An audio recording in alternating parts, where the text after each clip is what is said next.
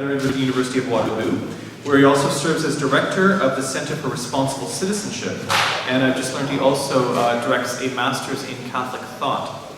He's widely published and given lectures and seminars on both sides of the Atlantic. Most recently, he co-authored with his wife, Discovering Trinity in Disability, a theology for embracing difference. I look forward to reading that myself. The book was recently awarded third place by the Catholic Press Association of the United States and Canada in the category of pastoral ministry. It sounds like he has his hands in a number of different pots, very interesting projects that he's involved in, and we all look forward to learning from him. I know it's the last session of the day. If you've been to academic conferences before, you know everyone's just really tired, but we have perhaps saved the best for last. So, Father Tataryn, please.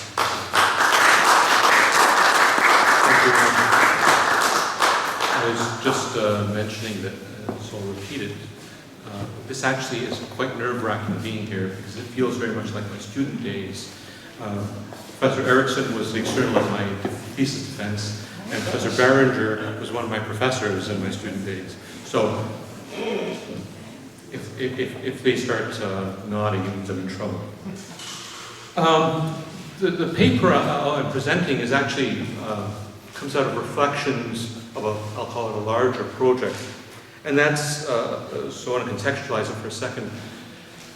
And that's a question that I'm struggling with and thinking about, and hopefully someday we'll do something on a larger scale. And that's the question of kenosis in Bulgakov, in Soviet Bulgakov, that Professor Sheptytsky talked about, and seeing its implications for our understanding of church. That'll make a little more sense, I think, as I get into this. In his 2012 reflection on interpreting Vatican II, Ormond Rush argued that an appropriate hermeneutics for interpreting the Council and its texts must avoid focusing on one element of the Council, for example, the conciliar process, to the detriment of others. In other words, to interpret the Council and its documents, one needs to appreciate the interplay of various elements and documents, people, events. Gerald O'Collins notes that the very first document promulgated by the Council establishes the Council as one that combines two seemingly paradoxical directions, both continuity and discontinuity. He notes how within this document the authors frame their presentation around the notion of fostering and renewing, although the language of the Council moves to the words renewal or reform as well as retrieval. O'Collins convincingly argues that the agenda represented by all these words was the same, preserving, quote, an unbroken continuity with the past, and yet widespread external adaptations and interchanges, end quote. Similarly, as Pope Benedict stated in his Christmas address to the Curia in 2005, quote, it is precisely in this combination of continuity and discontinuity at different levels that the very nature of reform consists. In other words, to truly understand the Council, its declarations, its results, we cannot isolate one factor or utilize a simplistic hermeneutic. Rather, we need to contextualize single documents within the frame of the whole and recognize that, again, in Pope Benedict's words, neither a solitary hermeneutic of continuity or discontinuity is adequate in interpreting the Council and its effects. Clearly, much work has been done over the past 50 years on implementing the document that is the focus of this conference, the Decree on Eastern Churches, Ecclesiastes. Its effects are very evident in the life and liturgy of the Eastern Churches, although not simply resulting in a preservation of, quote, legitimate liturgical rites and their established way of life, and these are the areas where reflection has focused. The implementation of these areas of the document has resulted in significant changes in the practice and life of the Eastern Churches. And in so doing, demonstrating that although the document's language was one of continuity, preservation, established, remains, tradition, the result has been one of marked discontinuity with the immediately preceding, albeit an attempt at continuity with an at times memorialized past. This apparent continuity is present in the document section that speaks to the relations of those Eastern churches not in communion with Rome. As a result, the mission of the in-union Eastern churches is ostensibly one of continue doing what you're doing, especially liturgically. That's apparently what the document says. And welcome any separated Eastern Christians with generosity. This approach is explicitly referred to as a conciliatory policy. Finally, and very significantly, the document reminds everyone that the norms and practices laid out are only relevant until, as was mentioned earlier, such time as the Catholic Church and the separated Eastern churches come together in complete unity. End quote. The focus of this paper will be on this latter part of the document, Orientalium ecclesiarum, and a suggestion that in order for this vision of Catholic Orthodox unity to come to fruition, we need to integrate within the life of our Eastern churches the larger visions of Unitatis et Integratio and Gaudium et Spes. Specifically, the unifying mission of the Eastern churches does not simply lie in being liturgically or structurally indistinguishable from the Orthodox sister church, but rather in living a humble, and I don't mean that derogatorily, I don't mean that in terms of those kind of things of letting people step all over you. I mean true humility. And I'll call it an ascetical, kenotic ecclesiology. The very ethos of our Eastern churches needs to be rooted in the appeal made in Unitatis et Integratio, quote, "There can be no ecumenism worthy of the name without a change of heart. For it is from renewal of the inner life of our minds, from self-denial and unstinted love, that desires of unity take their rise and develop in a mature way. I will pursue this vision in relation to my Ukrainian Greco-Catholic Church." Unitatis et Integratio rightly speaks of self-denial, or if you allow me an interpretation, kenosis, as an important aspect of ecumenical ministry and maturity. It is on this that I will focus. Ormond Rush, in speaking of a fundamental insight of the Council, states that the Council came to, quote, "an emerging appreciation of how God works within the Church throughout history." I would suggest that an important characteristic of God's work in the historical experience of my church, which will now be the focus of my attention, is the manifestation of kenosis. The centrality of this practice of self-denial in our ecclesial tradition is evident, I believe, in the very canonization of the first saints of Kiev and Rus, the Strasloterci, Passion Bearers, Boris and Dib, who were canonized in 1068. According to custom, they calmly accepted death in the name of unity, and in so doing established a model of sainthood unique to the Slavic world, a model that would be emulated many times over and presents as an important challenge in our search for fulfilling the agenda of the Council for the Ukrainian Greco-Catholic Church and for the Church in total. The Council's call for a change of heart, for self-denial, and the strong tradition of kenosis within my church draws our attention, I believe, to none other than the person of Metropolitan Andrey Sheptytsky, who in the midst of the years of the Second World War initiated an unexpected campaign aimed at building unity between Ukrainian Catholics and Ukrainian Orthodox. The unexpected was the proposals that he was making. His interest, his commitment to ecumenism, to unity with the Orthodox, was a long-standing fact. It is simultaneously an attempt to recapture a narrative, which although eclipsed in the 1960s by the narrative of a struggle for a patriarchate, was never completely lost. It is the narrative of kenosis, or ecclesial asceticism, renunciation. Without going into the details of Sheptytsky's bold initiative and admitting how his only quote-unquote condition remains a stumbling block, a very significant and prophetic aspect of his proposal needs to be reflected upon. In summarizing and defending his initiative, he wrote to members of the Orthodox intelligentsia in May of 1942, quote, "We Greco-Catholics not only do not wish to claim seniority or lord over our brothers, but rather we are willing, to our own detriment, to submit to them.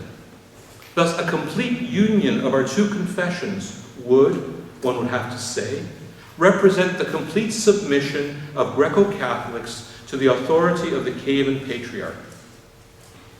Now, this willingness to submit or engage in self-denial was not a gambit a tactical maneuver, but rather an expression of his own personal humility, his Christ-likeness, I suggest.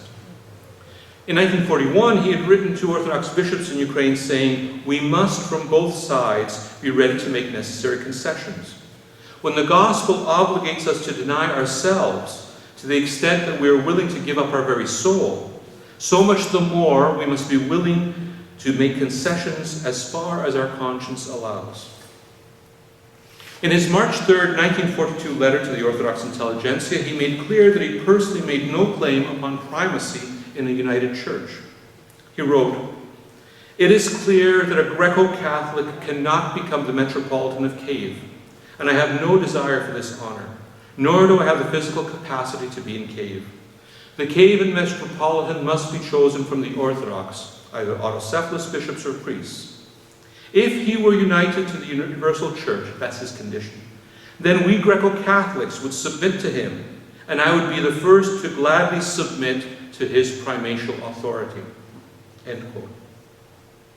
For the sake of unity, Sheptytsky emulates the self-denial of Boris and Ib, but more importantly, the self-denial of Christ himself. Christian unity, for Sheptytsky, could not simply be built on negotiation or compromise, but rather on a willingness to deny one's power and authority for the sake of the love that is the essence of unity. Here we have a central, albeit uncomfortable insight. The kenosis of the cross must be embraced in order for there to be the possibility of resurrection in the new unified church. Self-denial must be, I suggest, a fundamental and necessary characteristic of the entire church. It has the marks of a, quote, new dynamic approach to the relations between churches, a term used by Father Myroslaw Tataryn in talking about the current state of ecumenical relations in Ukraine. Sheptytsky's initiative transgresses established canonical norms, presents a way forward even in the contemporary mix of multiple Ukrainian Orthodox churches. Its expression of humility establishes a tone of trust and respect among Christian communities, and it challenges historic hierarchical ways of thinking that do not necessarily serve the cause of unity. It does not, however, resolve the problem which has arisen over the past 40 years and unforeseen by Sheptytsky, and that is the question of multiple patriarchates. But more on this later. It's important to recognize that Sheptytsky's example was not an isolated gesture. Although his efforts of 1941-1942 are the most remarkable examples of this kenotic characteristic, I suggest subsequent primates of this church have to some degree, probably lesser degree, followed that example. In November of 1987, the then primate of the Ukrainian Catholic Church, Myroslaw made a startling and totally unexpected declaration. Quote, "In keeping with Christ's spirit, we extend our hand of forgiveness, reconciliation, and love to the Russian nation and to the Moscow Patriarchate. We repeat, as we said in our reconciliation with the Polish nation, the words of Christ, 'Forgive us as we forgive you,'" end quote. Speaking at an Aid to Church in Need, Kirche and Not Congress in Rome, Sheptytsky shocked many with this offer of forgiveness. The Ukrainian Weekly, probably the most significant Ukrainian paper at the time in North America, wrote, "The statement took most in the Ukrainian community, Catholics and non-Catholics, by surprise. Some observers explained that the offer of mutual forgiveness was given in a purely Christian spirit," whatever that means, "and in the same vein as the earlier reconciliation with the Polish nation. Others, however, asked, for what are we seeking forgiveness from the Moscow Patriarchate? How can we extend a hand to the Moscow Patriarchate without addressing the rights of the Ukrainian Catholic and Orthodox churches? Or perhaps more pointedly, as one observer said, you cannot make a gesture to the Russian Orthodox Church while ignoring the issues of the Ukrainian Orthodox Church." Lubachevsky's courageous offer fell on deaf ears. The Moscow Patriarchate did not reply. Metropolitan Mstislav Skripnik of the Ukrainian Orthodox Church in the United States called Lubachevsky's statement regrettable, and one which was akin to, quote, "sharp stones and nails on the road to a common celebration of the millennium of Ukraine's baptism." Nonetheless, once more, a head of the Ukrainian Greco-Catholic Church made a significant gesture of humility and self-denial in an attempt to move the ecumenical agenda forward, not just with Ukrainian Orthodox, but now with Russian Orthodox as well. Notwithstanding the controversial nature of Sheptytsky's declaration, his successors have continued in the same vein.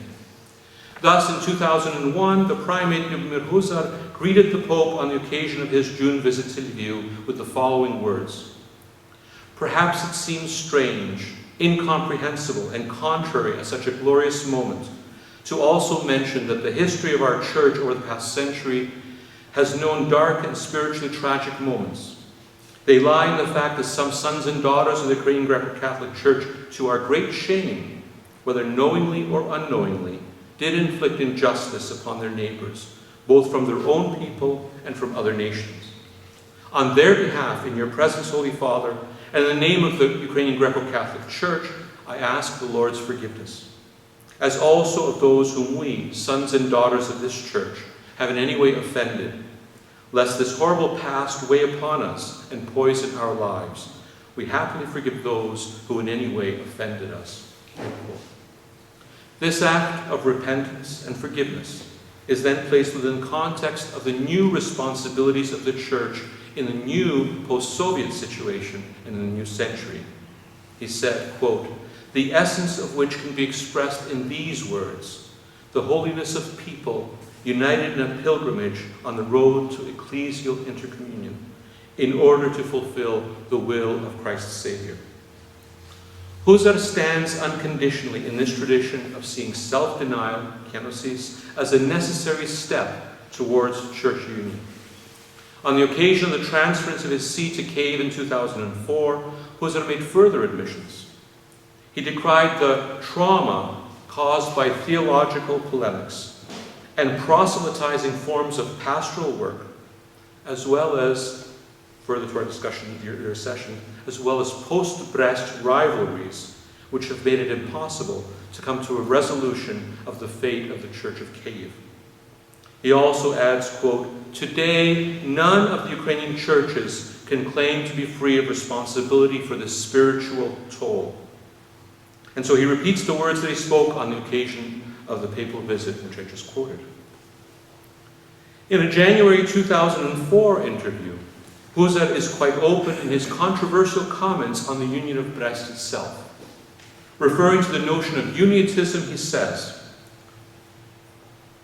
if you haven't heard this before, hold on to your seats. "We were tricked." It's quite a statement.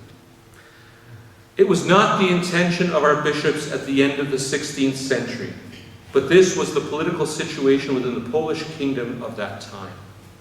And it was also the theological understanding of the Latin Church after the Council of Trent.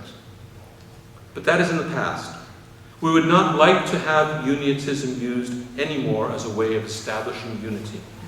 If I were today faced with a situation of 400 years ago, as a pastor, I don't think I could dare repeat this in my church, I would certainly not choose the way that was chosen at that time."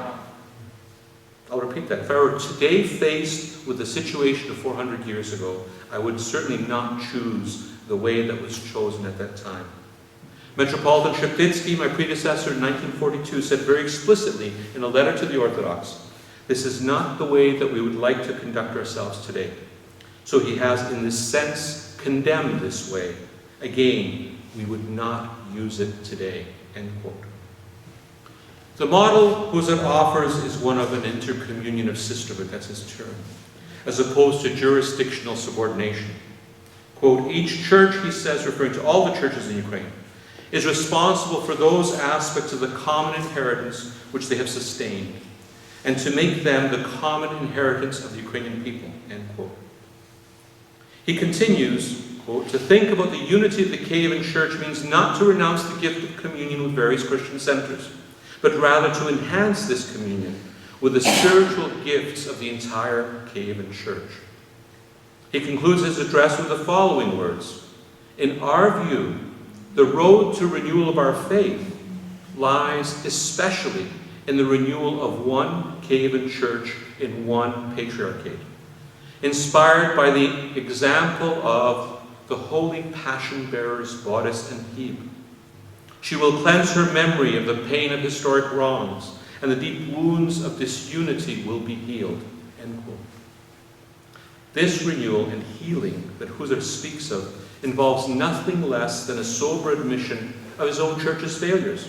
In reflecting upon the heritage of Sheptytsky, he wrote in 2000, "If the Eastern Catholic churches were that which they were meant to be, then they would be the example par excellence of true universality of Christ's church. Rather, they have become petra comparationis, that is the chief impediment for the East on the road to the unification of all Christians.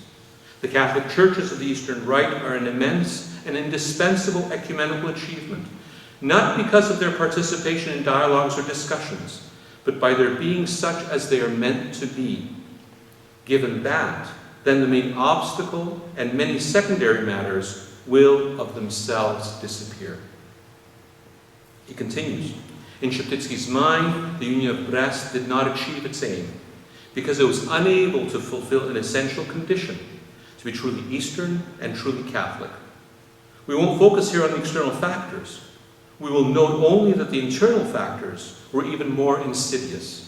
Their influence continued even when the external factors became favorable, or at least neutral, regarding union." Although Husserl asserts Sheptytsky regarded this failure as everyone's responsibility, there is no doubt in either prelate's mind that their church must undergo a process of self-examination and honest assessment of culpability.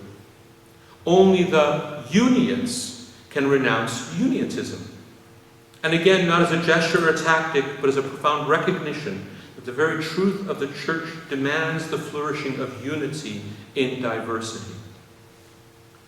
Patriarch Lyubomir's resignation in February 2011 surprised many, although his profound humility lived so consistently should have led us to expect such an event. However, this moment simply opened the door for an even more surprising event. The Synod of Ukrainian bishops elected from among their midst the youngest 40-year-old bishop to lead them, Myroslaw Tataryn, then Apostolic Administrator of Buenos Aires for Ukrainians. Shevchuk's approach to questions of relations with Orthodox and church unity has not swayed from the well-established path delineated above. During his entronization on March 27th in the new Ukrainian Greco-Catholic Cathedral in Kyiv, a very powerful symbol of this path was not only the presence of bishops from all the Orthodox jurisdictions in Ukraine, but that during the Kiss of Peace, Shevchuk shared that kiss with all of them. Within a month of his election, he was making clear that this exchange was not a solitary moment. In a well-publicized interview, he expressed his desire for a face-to-face meeting with Patriarch Kirill. Quote, "I'm convinced that in peacefully and openly communicating with each other, we can relieve any tension," end quote. Then he went on to express his own agreement with the offer of forgiveness made by both his immediate predecessors. Finally, he added, "I think that today we should heal the wounds rather than irritate and deepen them. One can heal the wounds of our memory only with mutual forgiveness. The best way to communicate is to be open in a brotherly dialogue, be open to the purification of our memory, to ask for forgiveness and to forgive." Although Shevchuk's desire for a meeting with Patriarch Kirill has not come to fruition, he did meet the former head of the Ukrainian Orthodox Church Moscow, Patriarch Metropolitan Vladimir, on a number of occasions. Their relations are reported to have been very, very good. Shevchuk has also followed his predecessor's warm relations with all of Ukraine's Orthodox churches and their primates. Of course, the events in Ukraine over the past year have truly placed a strain upon the relations with the jurisdiction of the Moscow Patriarchate, whereas relations with the Kievan Patriarchate have probably solidified. Nonetheless, on another front, it is valuable to note Shevchuk's request for forgiveness of the Polish people on the 70th anniversary of the Volyn tragedy. Shevchuk has developed another aspect of this ecclesial koinonia, and that is the aspect of healing, seeing self-denial as the necessary road for healing of memories. Although present in the statements of his immediate predecessor, Shevchuk often speaks of Ukrainian society as a community in need of healing, and his statements concerning forgiveness and calling for unity are often accompanied by references to the need for healing. This provides another aspect to the self-denial that builds unity. It heals the wounds of the church, the body of Christ. For those familiar with the history of the Ukrainian Greco-Catholic Church over the past 50 years, you're probably wondering at this point why there has been no significant mention thus far about the figure who stands tallest over the history of that church during the period, Patriarch Joseph Stipe, the consecrator of many of us clerics who are here today, and my consecrator. Now, there's no doubt that Stipe's commitment from the 1930s was clearly prophetically ecumenical. Yaroslav Pelikan's exhaustive portrait of Stipe's career and personality documents both his personal passion for following in Sheptytsky's footsteps and his desire for unity. In fact, he regarded his years of imprisonment, sustaining his union with Rome but not abandoning his church, as a, quote, suffering for the cause of the unity of the church, end quote. However, there was no, I don't think, any great public gesture of forgiveness or reconciliation towards the Orthodox Christians after his arrival in the West. Nonetheless, I think there are some important events which need to be noted. He endeavored to maintain a level of contact with and relations with Soviet authorities, even in spite of strong opposition from many of his own bishops. In Metropolitan Hermeneuk's diary, we read of the suspicions of Ukrainian bishops expressed by Stipe's attendance in 1964 at the Soviet embassy's commemoration of the October Revolution. Stipe's ability to attempt to continue a relationship with the regime that had imprisoned him for so many years is, I believe, indicative of his recognition that the needs of the church required of him a degree of humility and self-denial, an attitude clearly honed by his years in the Soviet camps and his experience of what has been termed an ecumenism of suffering. One of the people who came to know him in the camps was Avram Shifrin, who wrote of him as a, quote, great and powerful personality, a man with a grand spirit. But if we are to speak of Stipe's self-denial after arriving in the West, I think unfortunately we must recognize that in many ways it was most profoundly expressed in his faithfulness to the See of Rome. Pelikan summarizes this experience thusly, quote, here in exile, here in the Rome for which he and his church had sacrificed so much, the Ukrainian Metropolitan felt increasingly hemmed in by what he called the negative attitude he continued to encounter from the sacred congregations of the Roman Curia. Sometimes, in his exasperation at that attitude, he would even resort to the hyperbole of declaring that he had never experienced such mistreatment from the atheists in the Soviet Union as he was experiencing now from fellow Catholic and fellow clergy in Rome, end quote. However, one must also recognize that Stipe's context was unique among the four primates that I'm discussing. None of the other leaders of the church found themselves in the position of what Pelikan has termed Metropolitan in exile. The twofold focus of Stipe's leadership became clear within days of his arrival in Rome in 1963.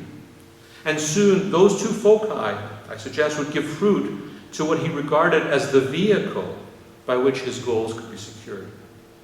On March 3rd, 1963, days after he arrived, he called upon Ukrainians everywhere to preserve unity at all costs. Those are his words. He quickly assumed responsibility for the large and predominantly Catholic Ukrainian diaspora. But this was not done in any way by disregarding the Mother Church, which was his second focus. On October 11th, 1963, in his first address to the Council, Stipe spoke of his church of silence, surviving on the blood of martyrs. And in its name and for its survival, and here is the means, he requested that his church be elevated to patriarchal status. The struggle for the recognition of patriarchal status consumed the balance of Stipe's efforts, because in his eyes, I believe, this was the tool by which could be secured the survival both of his church and the unity of the Ukrainian people worldwide. Stipe, faced with leadership of a section of church divorced from its roots now, church outside the Soviet Union, outside of Eastern Europe, and another section of the church within the Soviet Union denied the right to exist, resurrects the dream of a single Kievan patriarchy. Alas, his dream was not realized, and with the fall of the Soviet Union, the ecclesial landscape changed radically. Ukrainian Greco-Catholics continued to hold on to the patriarchal vision for their church. But the Orthodox scene has changed immensely within the Ukrainian nation. In the new situation, some of the initiatives of the Greco-Catholics have been construed as misguided or even aggressively proselytizing. With the creation of an Orthodox Kievan Patriarchate, does a Greco-Catholic Patriarchate serve the cause of unity or further disunity? I think it's a legitimate question. The decision to move the primatial see from Lviv to Kiev for the Church was not initially well received. And yet, given the demographic situation, can one argue that the Greco-Catholic territory can be limited to Western Ukraine? Another legitimate question.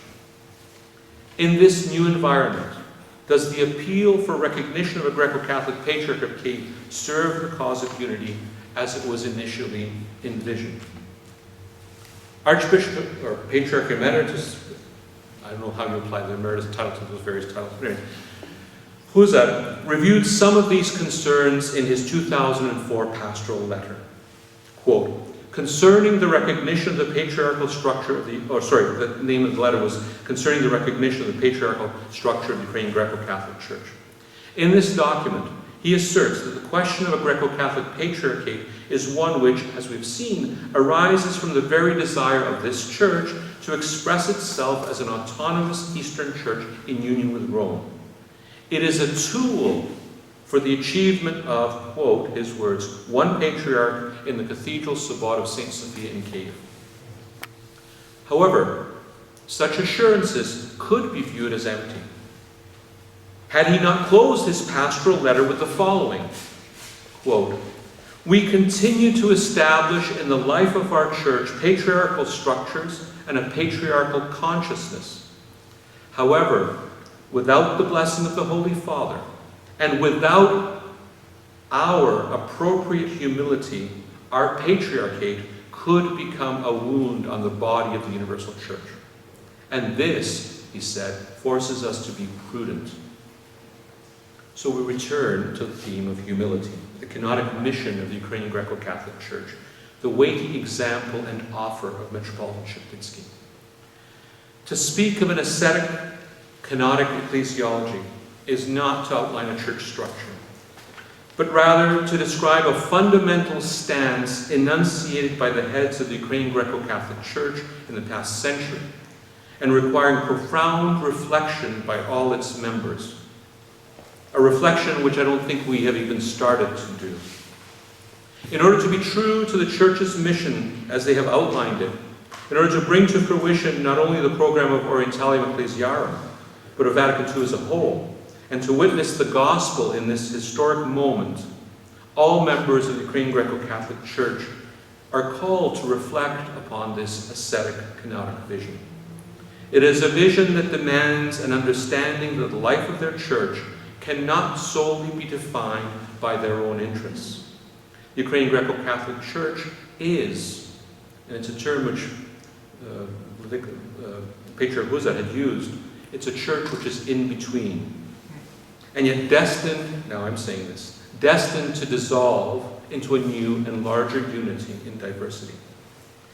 It is a church that is called to asceticism, self-renunciation. A self-renunciation which involves recognizing the historic missteps that have been taken to continue on the path of not just renewal of liturgical rites, but an invigorated commitment to a liturgical life. Because I believe, and this may sound strange, but I think that liturgy is one of the best ways in which we express an asceticism, especially in our North American society, dominated by individualism, letting go of that individualism to engage in corporate prayer. But also a self-renunciation that it should involve admitting historic pains inflicted knowingly or unknowingly.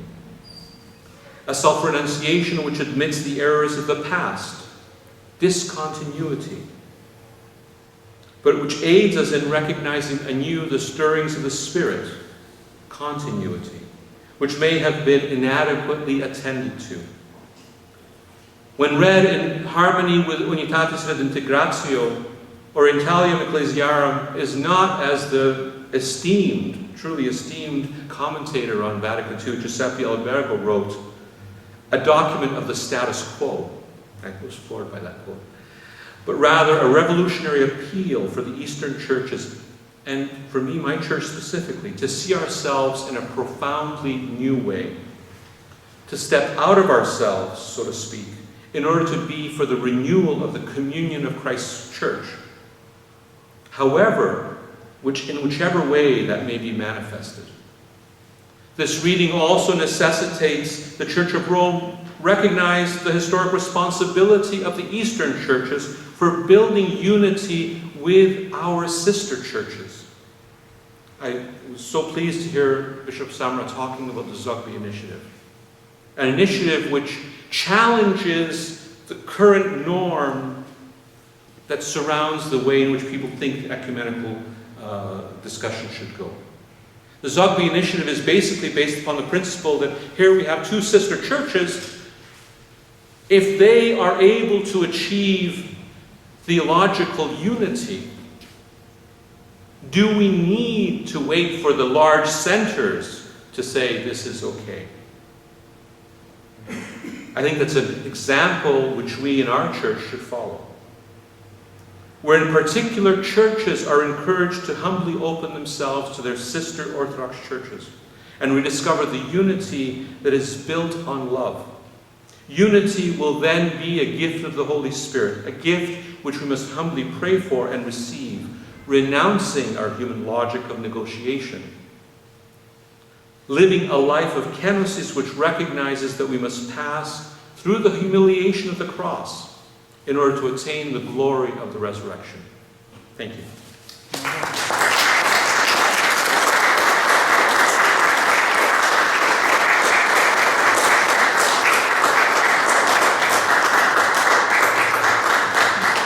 We started at 5:15, so I think it would be nice to take 10 minutes or so for questions. Here, call me Harry.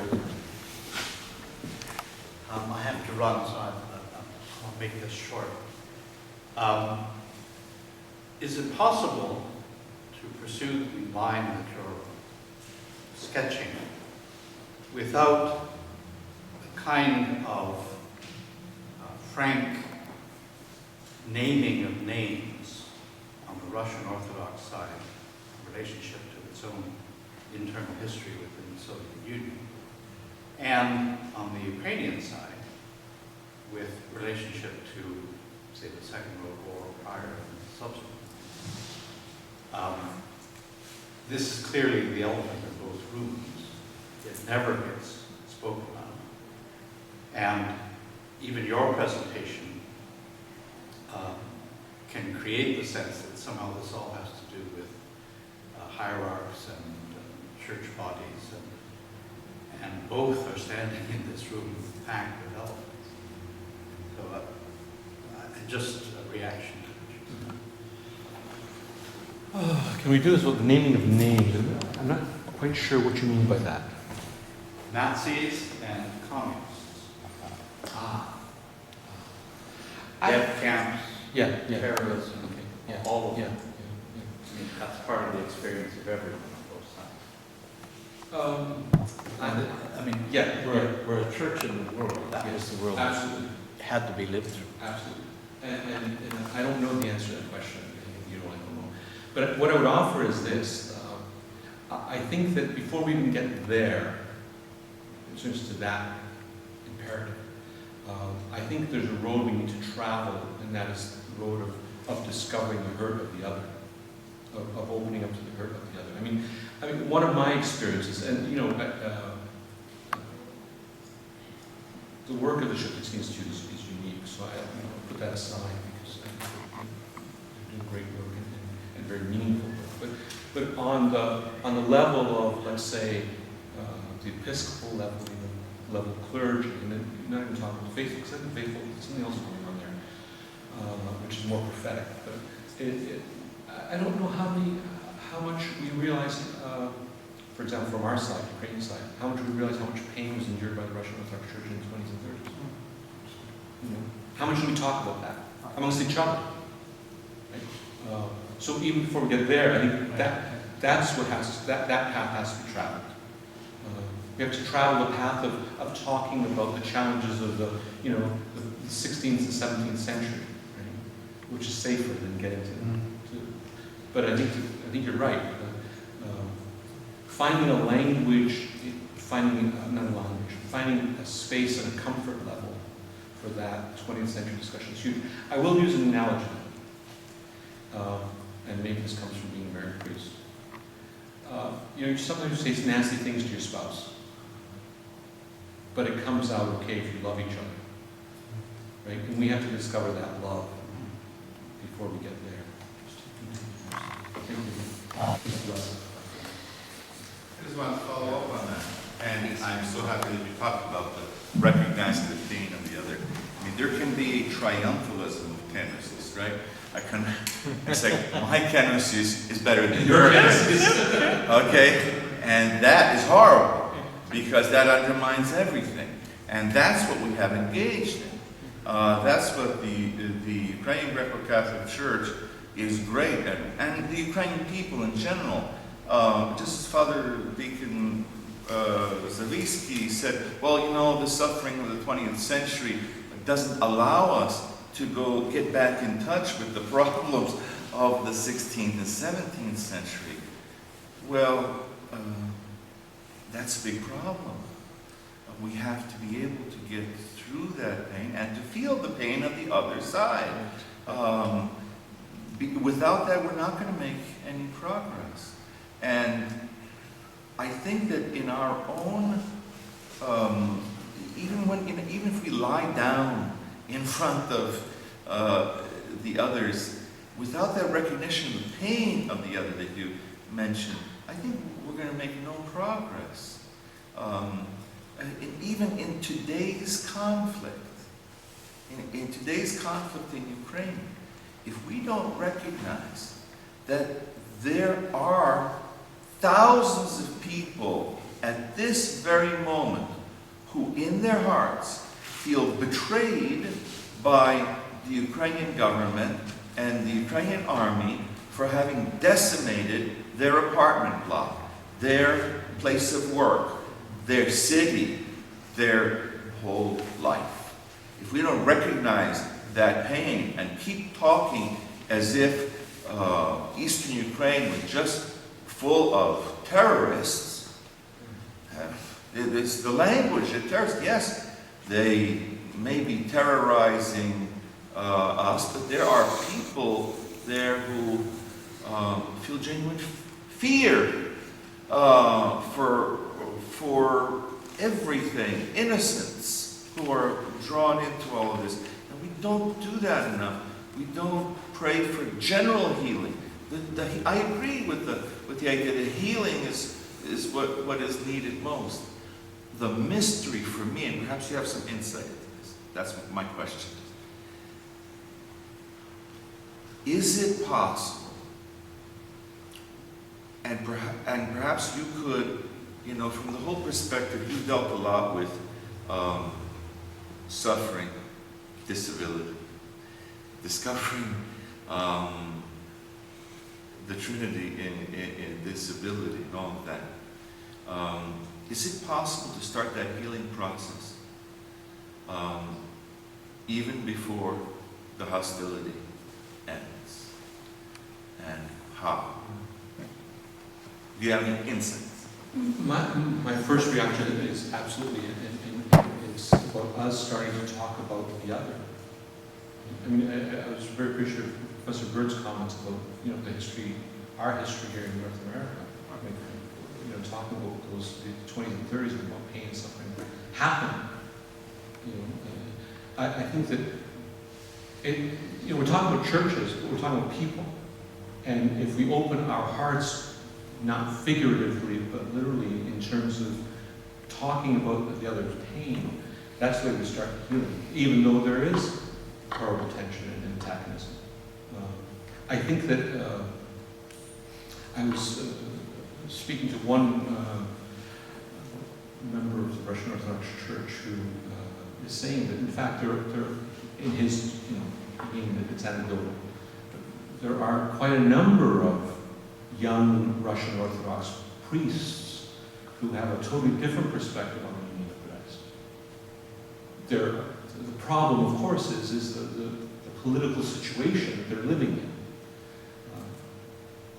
I would think that we as Ukrainian Catholics would understand that, right? Because we went through the same thing, right? So I think we can, and we must. And I think it has to start with clergy taking more responsibility for this ecumenical vision, which we espouse constantly when we talk about Sheptytsky. But what does it really mean tangibly in our ministry? Cecilia, and then I hope I sound like an aggressive here or something, but I feel like the healing cannot start in the middle of the surgery. Once things are still being torn apart or being worked on, you cannot talk about the healing just yet. Sometimes, like, look at my parents. We're Belarusians. We're here. My parents are here in America for 6 months. And already there is a division between people they know here in America because somebody called and told them, Krym is nash. Krym nash. That's it. So my parents are not calling them. So division is continued. The process has to stop sometime. Perhaps what we should be talking about, not so much about the healing already, but how to minimize the damages, so to speak. How to help this avalanche to stop and don't go as far. And maybe that is a type of healing too. But we're not cleaning up yet because it's still getting deeper and deeper the way I see it. But the question I have, it's also from a married life analogy. If my child comes to me and says, I'm sorry, I always say, what are you sorry for? The Catholic Church did a lot of apologizing in the past decades. And my question is, how effective is apologizing? Which is, I consider very important. But if you don't say, we're apologizing for muttering so-and-so, or we're apologizing for doing this and this, and maybe this will not cover all the bases, and then you can add, and everything else that offended you, maybe, possibly. Or then just to say, yeah, we're apologizing for everything that somehow might have offended you. Like, psychologically, how effective do you think it is? Well, just the first part was that healing happens in so many different ways, thankfully, through the grace of God. I'm just putting something. The second part, the apology.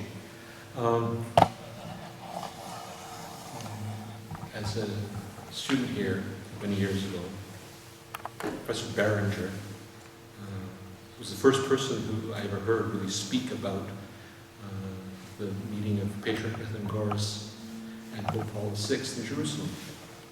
And he spoke quite eloquently, and it has remained with me forever. And anybody who takes my history course hears it over and over again. Is one of the grace-filled, wise steps in ecumenism was that during that meeting, the resolution, quote unquote, was casting into forgetfulness. They never really talked about what the mistakes were. They never really did the naming, right? But there was a recognition that whatever happened, in a certain sense, it is unspeakable, not in the sense of so horrid, but we don't even fully understand it. So rather than naming things, maybe it's better just to say, you know, there is fault on both sides. Let's say that. Let's admit that and put it into forgetfulness. But that's when both sides are already. Oh, I agree. I think I do, and I know this is not what's going to happen today or tomorrow, because, as I said, you know, invitations have been made, silence has been coming on the other side. I'm just saying, I think we can't give up. Last comment, last question. I hope you follow the UKIP thing. This question is along the lines of the previous question, but in reference to the very usage of the term sister church or the sister churches, and we've become so accustomed to use this, but little is known that Orthodox themselves were objecting about the usage of this term even before the CDF produced a statement about the correct, from the Catholic perspective, of usage of the term sister churches. Would you comment a little bit on the evolution of this notion of sister church and how is that related to the process of healing and what we mean by this term, sister church? I can't really talk about the evolution of the church, but what I will say about it is it's used in different ways by different people, absolutely. I think that it's an effective way, from my part as a Ukrainian Greco-Catholic, in my looking at Orthodox churches, to express my sense of proximity. And I recognize that the Orthodox churches very often don't appreciate that. That's, from my perspective, unfortunate. But I continue to use it because I think it's important within Catholic circles and within broader circles to, again, at least put that offer out there. It's kind of like the Catholic position on communion and sacraments, right?